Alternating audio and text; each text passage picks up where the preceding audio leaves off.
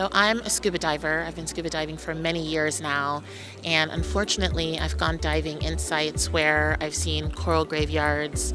I've gone diving where I've been surrounded by plastic. That deeply impacted me. Some of these dive sites that I've been to, and I knew that I needed to get involved in some capacity. That I needed to do something. So I really got into the climate space when I was in my undergraduate, and I was studying at the small Franciscan university in Indianapolis called Marian, and I was on the medical track. And then Pope Francis published his encyclical Laudato Si, and being at a Catholic school, I was like, all right, might as well read this, see what this is all about. And I was really moved in reading that with his case of, if we're going to take care of those who really need help, we have to take a step back and solve the bigger problems that are creating a lot of, the medical inequality and all that sort of thing. So I was working as a psychotherapist in a hospital. So it was kind of a health-focused, interdisciplinary. I started looking at what we're already trained in, breaking through denial, supporting lifestyle change, communicating well, navigating complex emotions.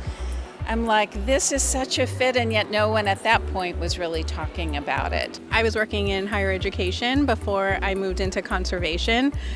Watching all those news stories about the natural disasters and the hurricanes and seeing the beaches and the shorelines all move into the ocean just really started to speak to me.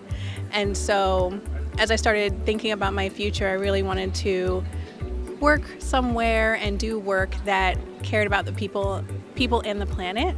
But I think it had a lot to do with, I remember the first Earth Day. I was like in 3rd or 4th grade, and I found it very compelling at the time.